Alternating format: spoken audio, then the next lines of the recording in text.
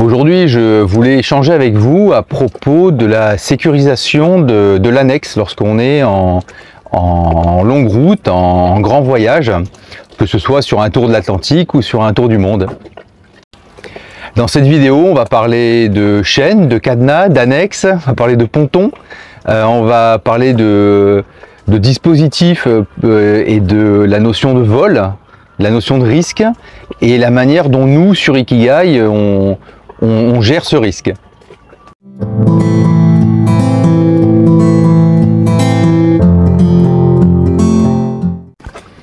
Bienvenue sur Ikigai Voyage, la chaîne où on parle de voile, de voyage et de changement de vie. Qui dit tour de l'Atlantique, tour du monde, pour nous, ça se traduit par navigation au départ. Et la navigation, ça veut dire aussi bateau. Alors un bateau, c'est pour nous le moyen de se déplacer, mais c'est aussi notre maison. Contrairement à une maison qui par définition, par essence même, c'est un immeuble, quelque chose qui n'est pas mobile. Le bateau, lui, il est mobile. Il est mobile parce qu'il nous permet de nous déplacer, mais ça veut dire aussi qu'il est mobile parce qu'il peut déraper et aller abîmer un autre bateau ou abîmer le bateau lui-même, s'abîmer lui-même. Il est mobile aussi parce qu'on peut le voler. Ce bateau-là, il a une valeur, il coûte de l'argent et parfois on a vendu son patrimoine pour financer le bateau, on a pris un crédit. En tout cas, ça se traduit tout ça par des euros. Et à l'intérieur de ce bateau, on va y mettre, nous sur Ikigai ici, on a toute notre maison. C'est-à-dire que tous nos objets de valeur, les tablettes, les ordinateurs, enfin tout ce qui nous sert à vivre, c'est à l'intérieur. Mais on a aussi tous nos papiers à l'intérieur. Alors on a numérisé beaucoup de choses, mais voilà, tout ça c'est pour dire que il y a une grosse valeur financière, il y a une grosse valeur aussi soit sentimentale, soit en termes de praticité dans la vie de tous les jours. Ensuite, qui dit tour du monde, tour de l'Atlantique, va dire aussi tourisme, c'est-à-dire que on va partir visiter, on va partir en randonnée, et pour ça il faut laisser le bateau, il faut le laisser une demi-journée, une journée, des fois une nuit, et puis des fois plusieurs jours. Donc là, quand c'est votre maison, quand c'est tout votre patrimoine, on est sur une approche au niveau émotionnel, on va dire, qui est un petit peu différente de celle qu'on va avoir sur un bateau de location qu'on laisse le soir au port. Pour visiter tous ces lieux, il n'y a pas 40 solutions. À un moment donné, il faut que le bateau soit à l'arrêt et il faut qu'il soit posé quelque part. Alors soit il va être posé dans un port, dans une marina, donc là, il n'y a pas de questionnement. Et il n'y a pas non plus de questionnement d'annexe. Parce que nous, notre sujet, c'est quand même l'annexe, hein, c'est pas la sécurisation du bateau en lui-même.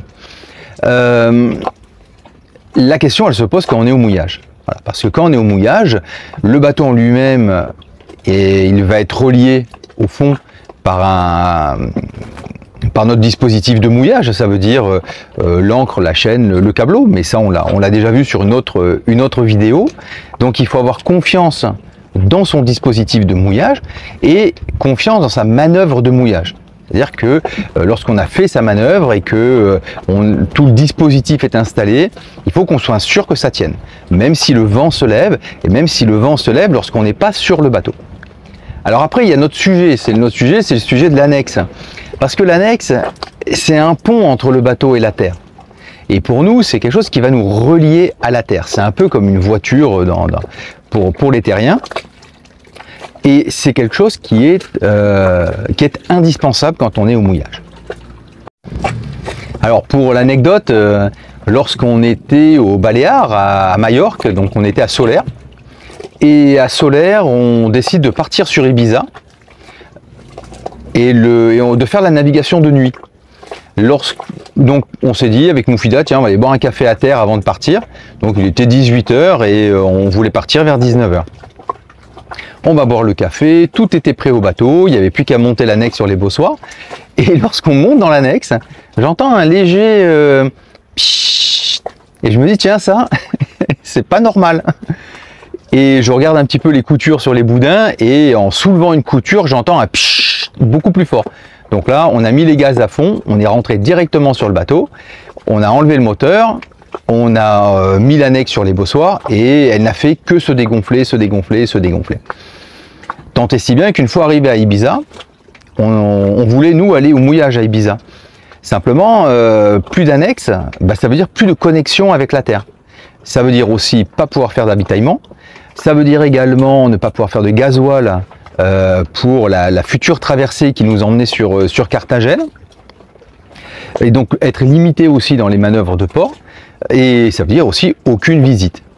Donc là, on a quand même été bien embêtés. Donc la solution qu'on a trouvée, parce qu'on voulait quand même, on avait les filles, on voulait quand même profiter d'Ibiza. On était à Sant'Antoni, et donc ça veut dire sur la côte ouest d'Ibiza. Et on voulait visiter la ville d'Ibiza, donc prendre un bus. Donc pour ça, il fallait rallier l'île. Donc le seul moyen, c'était d'être au port. Donc on a bien perçu là concrètement que lorsqu'on n'avait plus d'annexe, on perdait en mobilité.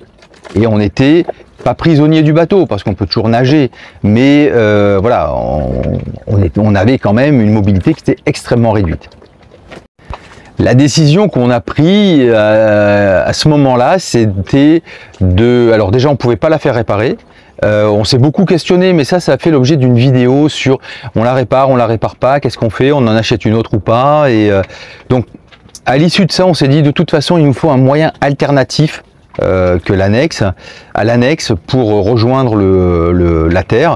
Donc, on a décidé déjà d'acheter une nouvelle annexe et aussi d'investir dans un canoë. On aurait pu investir dans un paddle, mais le paddle pour nous n'était pas assez polyvalent. On s'est dit, si on a encore un problème d'annexe, on n'a plus d'annexe, il faut quand même pouvoir aller faire des courses, etc. à terre. Et là, le canoë nous semblait plus simple. Donc canoë avec un côté ludique, plus un côté pratique. Et donc le canoë, on l'a acheté lorsqu'on est arrivé à Carthagène. Et ensuite, l'annexe, on l'a trouvé à Gibraltar. Outre le fait que l'annexe en elle-même aussi coûte de l'argent, elle va coûter entre 600 et 1200 euros, voire des fois 2-3 000 euros, donc c'est quand même un objet qui a une certaine valeur au niveau financier. C'est un élément incontournable de confort, de mobilité et de logistique. Donc c'est compliqué de faire sans. Alors je dis pas qu'il faut nécessairement un moteur dessus, je dis pas que ça doit avoir forcément l'allure d'un dinghy traditionnel, ça peut être une barque, ça peut être un canoë ou quoi, mais en tout cas, on a besoin d'un point de jonction entre le bateau et la terre. Et la question qui se pose maintenant, et c'est l'objet de la vidéo, c'est ok, maintenant cette annexe est comme le bateau, lorsqu'on va partir à terre, on va la laisser. Soit on la laisse à un ponton, soit on va la beacher et on va la laisser sur une plage. Mais en tout cas, c'est un peu comme laisser sa voiture sur un parking avec les portières ouvertes et puis les clés sur le contact. C'est un petit peu ça en termes de ressenti personnel lorsqu'on doit laisser son annexe. Dans le principe, on va devoir relier l'annexe à quelque chose. Alors, pour qu'elle reste en place en fait, pour pas qu'elle parte à la dérive. L'autre élément, c'est que on va devoir immobiliser. Alors immobiliser, c'est pas forcément immobiliser l'annexe, mais immobiliser ce qui se trouve sur l'annexe. Parce que votre annexe, elle a un moteur, elle a une nourrice, c'est-à-dire un réservoir, elle va avoir un tuyau qui va relier le réservoir au moteur, elle va avoir des rames, elle va avoir une écope, par exemple, et tous ces éléments-là, ils sont totalement mobiles, en fait, ils sont posés sur l'annexe. Donc quand vous laissez l'annexe attachée au ponton, en fait, vous laissez tous ces éléments-là libres sur l'annexe. Alors je suis d'accord, le moteur, il est plus ou moins vissé sur le tableau arrière. Mais il est vissé, nous le moteur on le met, on l'enlève, par simplement il a des poignées qui permettent de le mettre sur l'annexe quand on en a besoin, le remettre sur le bateau lorsqu'on n'en a plus besoin sur l'annexe. Donc tout ça sont quand même on n'a pas un moteur qui est soudé ou qui est boulonné sur une annexe. Et puis nous, on a besoin de cette mobilité, donc on ne veut pas que tous ces éléments soient complètement solidaires de l'annexe. Donc là, pour le coup, on n'est plus sur « je veux pas que l'annexe dérive », mais « je veux pas qu'on me vole des choses qu'il y a sur l'annexe ». Alors, C'est vrai que c'est dommage, j'ai eu un commentaire une fois où la personne me disait c'est triste de se dire oui, de parler de vol, de parler d'être obligé d'attacher une annexe. C'est vrai, moi je trouve ça à la fois triste, à la fois déplorable. Le fait est qu'on est quand même obligé de s'adapter aux situations. Et alors, je vais faire une parenthèse. Le vol d'annexes, le vol d'objets sur les annexes n'est pas quelque chose qu'on va attribuer nécessairement aux locaux. Hein, on a parfois des plaisanciers qui savent qu'ils sont partis sur la transat retour et qui vont emmener, on va dire, de l'équipement en double, mais de l'équipement qui ne leur appartient pas forcément. Alors attention, je ne dis pas que tous les plaisanciers font ça, mais je veux pas insinuer l'idée que tous les vols sur les annexes ou toutes les dégradations sont faites par des locaux. Ça, c'est absolument pas vrai. Étant donné qu'on a besoin de cette mobilité, ce qu'on va chercher, c'est de pas, on va pas chercher à complètement tout immobiliser, tout solidariser sur l'annexe. Ce qu'on va chercher, c'est à décourager, à ralentir ce qui est en général un vol d'opportunité. Le plus simple pour faire ça, ça va être de relier entre eux les éléments mobiles et de connecter ce qui sert à relier, c'est-à-dire une chaîne ou un câble, à un point structurel de l'annexe qu'on va retrouver généralement sur le tableau arrière. Avant de voir comment nous on a fait ça sur Ikigai, juste quelques prérogatives au dispositif pour nous. Moi je veux quelque chose qui soit à demeure.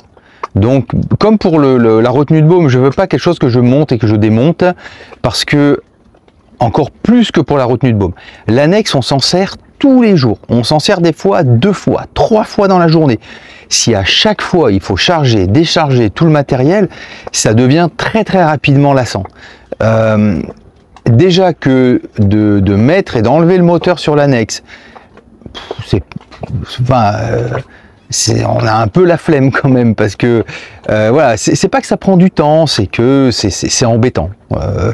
C'est un peu comme si à chaque fois qu'on devait prendre une voiture, il nous faille sortir la roue de secours du coffre ou de la banquette arrière pour la mettre dans le coffre. Bon, voilà, c'est embêtant. Alors l'autre élément, c'est que j'ai cherché à avoir un dispositif dédié, c'est-à-dire qu'il ne serve qu'à ça. Un dispositif simple, peu coûteux, et un dispositif là pour le coup qui se voit. C'est-à-dire que je vais pas chercher à avoir un câble noir qui soit pas trop visible, parce que voilà, sur le côté esthétique, je veux pas je veux garder un certain esthétisme. Non, moi pas du tout. Je vais chercher un dispositif qu'on va voir immédiatement. Un des éléments pour moi, c'est la dissuasion. Faut bien voir que déjà à terre, on n'arrive pas à empêcher les voleurs de voler une voiture, on n'arrive pas à les empêcher de voler un scooter ou un vélo. C'est pas une annexe qui va faire exception. Donc le dispositif, il repose sur la dissuasion, en partie, hein, parce qu'il n'y a pas que de la dissuasion non plus, mais il faut que ça se voit. À prendre en considération aussi, par rapport au dispositif que vous allez vouloir mettre en place, ça va être on va dire la plage d'utilisation. Votre annexe, elle va être soit beachée, c'est-à-dire qu'elle va être posée sur la plage, on va la tirer sur la plage, telle qu'elle, ou amarrée à quelque chose, un cocotier, ou un tronc d'arbre, ou à une corde préexistante. Donc là, soit vous avez de la chaîne, soit vous avez de l'amarre. L'annexe, elle peut être aussi sur un ponton. Donc il faut pouvoir la solidariser au ponton, chaîne, câble ou amarre. L'annexe, elle peut être au cul du bateau, attachée juste avec une amarre ou avec un dispositif pour pas qu'on puisse la voler, de la chaîne ou du câble. Et elle peut être sur les bossoirs. Voilà. Sur les bossoirs, en général, ou alors vraiment on a très peur parce que il y a eu des vols là où on n'a pas pu partir et puis on est sur le qui-vive, mais j'ai jamais vu attacher une annexe sur les bossoirs avec une chaîne, hormis un cas de figure très particulier. On va aller voir notre annexe sur Ikigai. Donc là, elle est attachée au taquet avec une amarre et elle est là-bas au fond. Voilà, on va la ramener tranquillement. Donc là, c'est ce que je disais tout à l'heure, hein, sur l'annexe, on va avoir la nourrice là en rouge, on va avoir le tuyau qui relie la nourrice au moteur et le moteur en lui-même. Là, on est à bord de l'annexe, donc on a un petit peu plus de bruit ambiant.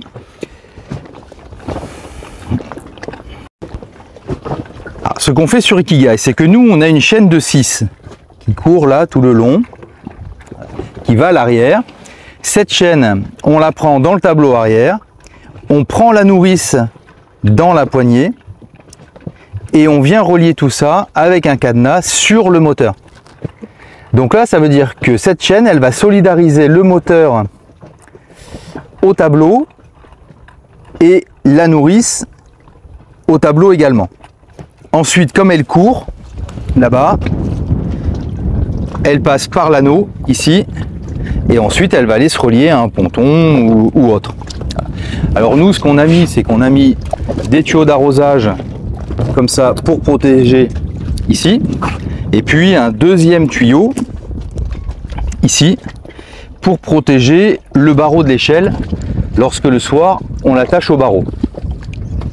Pour le principe, pour la vidéo en fait, bon, j'ai tout défait et je vais vous montrer nous ce qu'on a trouvé de plus pratique. Alors sur le moteur il y avait déjà cet anneau.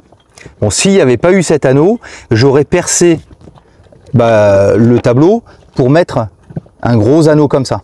Et c'est sur ce gros anneau que je serais venu poser mon cadenas. Bon, là on avait de la chance, on avait déjà ça ici.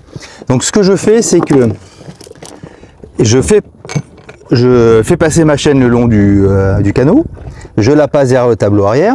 C'est ce bout de chaîne que je passe à l'intérieur de la poignée de la nourrice, et ce premier anneau là, il vient ici. C'est pas très facile juste avec une seule main, mais il va venir ici. Voilà. L'autre partie qui était libre, elle va venir sur l'anneau, et l'autre partie qui est sur le tableau va aussi venir sur l'anneau. Donc j'ai 3 maillons sur mon cadenas. Et là je sais que j'ai comme si j'avais 3 boucles, une boucle pour ça, une boucle pour ça, et puis la chose attachée au moteur. Ça bouge pas, et comme c'est très visible, c'est relativement dissuasif. Encore une fois, c'est de la chaîne de 6, vous voyez à peu près la taille du cadenas que j'utilise. Donc là il en faut 2, un pour le tableau arrière et puis un après pour amarrer au ponton ou au bateau. Je vous conseille quand même d'en prendre, c'est des cadenas inox, je vous conseille d'en prendre un ou au mieux 2 de plus. Parce que ça, quand ils achètent en métropole, ça a un prix, mais ici, le prix il est multiplié au minimum par 2. Donc il vaut mieux en avoir en double. C'est des choses aussi qui prennent la flotte tout le temps. Donc moi je leur mets du W40 régulièrement un peu partout. Mais à un moment donné, ils vont finir par rendre l'âme. C'est très sollicité au niveau de la flotte, du sel, etc. Un autre élément qui paye pas de mine, mais qui peut vite revenir cher quand vous voulez le changer, c'est ce tuyau là. Parce que vous voyez, vous avez un connecteur ici, vous avez un filtre, une poire, le tuyau en lui-même, l'autre connecteur qui va être là. Bon, si ça, quand vous arrivez sur le bateau, il n'y est plus, sur l'annexe, il n'y est plus, bon, déjà c'est embêtant parce qu'il va falloir rentrer à la rame. Et puis surtout, va falloir aller en racheter un. Alors, c'est vrai que, bon, ça coûte de l'argent parce que sur les bateaux, rien n'est donné. Mais il y a un autre élément qu'on prend pas trop en compte, qu'on oublie parfois de prendre en considération, c'est que quand on navigue, on n'a pas de voiture. Et selon le mouillage où vous êtes, allez trouver un ship qui vous vende ces articles-là.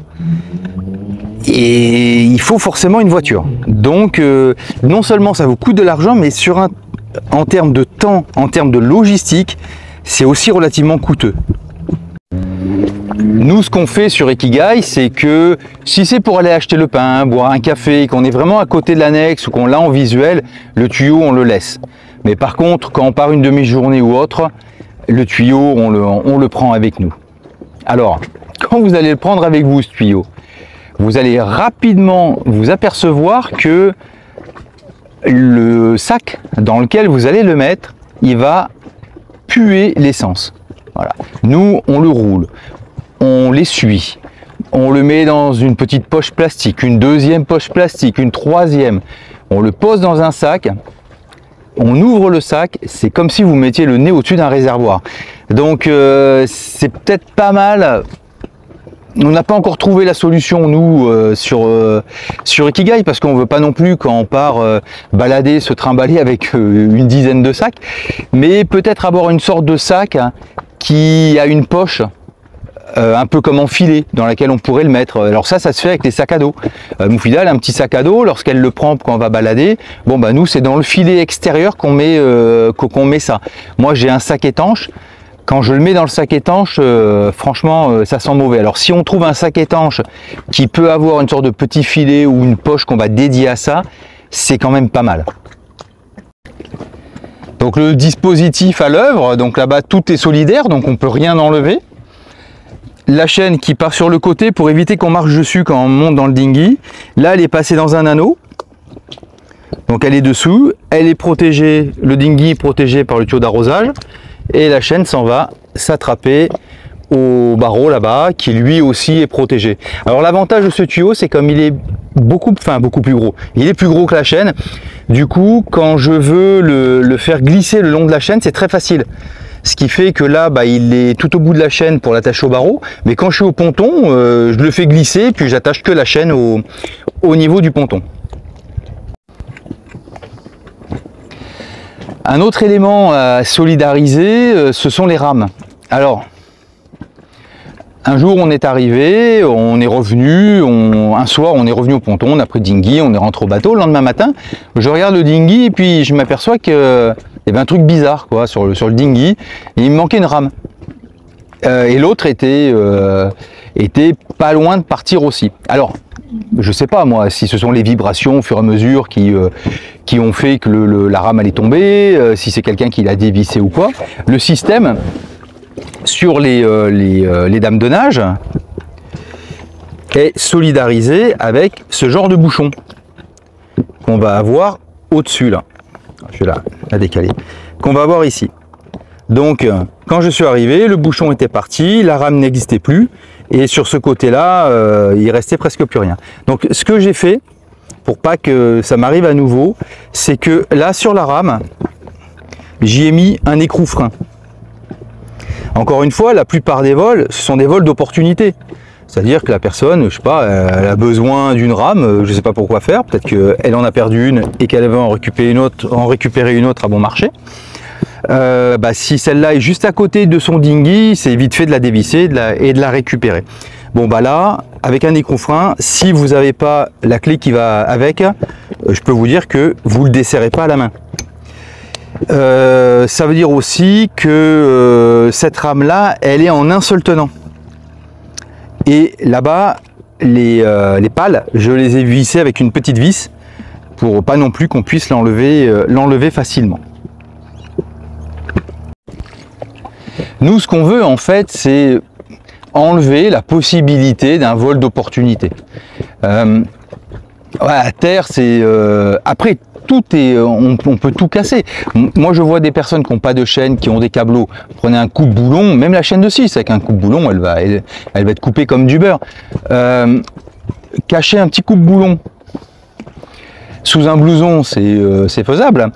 Quand vous faites en ville, quand vous êtes en ville, en mode urbain, pour un scooter, un vélo, quand vous devez prendre une annexe, ça veut dire quand même que vous devez ressembler plus ou moins possiblement au propriétaire, hein. Donc vous n'allez pas vous balader avec un gros blouson et bon, le propriétaire il est comme nous tous, hein, sur les bateaux, il est en short et en t-shirt avec des tongs en général. Bon, là vous dissimulez pas grand chose, donc ça veut dire que un couteau on peut le prendre, on peut couper une amarre, c'est pour ça que moi j'attache pas l'annexe avec l'amarre. Une fois que je suis au ponton, l'annexe elle est attachée avec la chaîne au ponton et ensuite je lui envoie l'amarre, parce que parfois j'ai besoin de déplacer l'annexe le long du ponton sur le battement de la chaîne et puis parfois c'est beaucoup plus simple de dire à quelqu'un tiens bah récupère l'amarre, on fait avancer l'annexe, on met tout le monde dedans le temps que, ou tu me tiens l'annexe le temps que moi j'enlève la chaîne. Donc on a besoin d'avoir une amarre. L'amarre que j'ai, c'est une amarre de 8. Voilà. Donc après les longueurs, l'annexe elle va faire 3 mètres on va dire. La longueur de chaîne c'est presque le double, c'est peut-être 5-6 mètres de chaîne. Pour l'amarre il y a peut-être 8 mètres d'amarre, 8 ou 10 mètres d'amarre. Voilà. Après elle est quand même très utile cette amarre. Parfois, alors moi je suis pas quelqu'un de paranoïaque, hein, je suis assez attristé de devoir attacher les affaires, mais c'est vrai que voilà, j'ai eu une pagaie qui a disparu sur l'annexe, une rame, je sais pas, je vais pas dire que c'est un vol, peut-être que les vibrations ont fait que le boulon s'est défait, puis à la fin elle est tombée. Lorsque vous descendez sur Sainte-Lucie, les annexes, en tout cas pour la nuit, ici aussi la nuit, elle est toujours attachée à la chaîne. À Sainte-Lucie, à certains endroits, Vieux-Fort, Soufrière, l'annexe elle était même montée sur les bossoirs pour éviter toute problématique, parce qu'il y a des lieux, hein, ça quand on se renseigne, quand on parle, on s'aperçoit qu'il y a des lieux où il y a plus de vols qu'ailleurs, et il y a des lieux où il n'y a aucun vol. Mais vraiment rien du tout. Donc on pourrait laisser l'annexe la nuit au bout d'une ficelle. Et c'est au bout d'une ficelle, au bout d'une amarre. C'est ce que je vous disais aussi tout à l'heure par rapport à la notion de risque. C'est comment vous évaluez le risque. Et puis, une fois que vous avez évalué le risque, c'est à combien vous évaluez l'embêtement suscité par le risque. Voilà. Si j'ai 3 millions d'euros sur mon compte, je peux me dire, bon, on me vole mon annexe, c'est pas grave, j'en achète une autre et j'en profite pour acheter le modèle supérieur. Si vous avez déjà mis tout votre argent dans votre voyage et que, bon, bah voilà, maintenant, votre budget, il est serré, l'annexe disparaît, je peux vous dire que c'est pas la même donne. Et pensez bien aussi que si l'annexe disparaît, ou le moteur disparaît, ou la nourrice disparaît, ou même le tuyau d'alimentation disparaît, si vous n'avez pas ça en double sur le bateau, selon l'endroit où vous êtes, vous allez devoir vous passer de votre annexe un certain temps. Pour peu que l'île où ce soit, où il y a un ship, elle soit à quelques jours, quelques semaines de là où vous êtes, qu'en plus là-bas il faille commander, bah là ça va vite être très embêtant. Donc il y a la notion de risque, et puis il y a après comment on évalue chacun les conséquences de soit la perte de valeur, soit la perte du côté pratique des choses. Il y aurait certainement beaucoup d'autres choses à dire, hein, à propos de l'annexe, de sa sécurisation. Alors, j'ai pas fait le tour, hein, loin de là. Nous, je vous ai présenté comment nous on fonctionne sur Ikigai. Si vous avez des expériences, si vous avez des techniques, des astuces, n'hésitez pas à les partager en commentaire, parce que ça, voilà, ça nourrit aussi la réflexion de l'ensemble de la communauté.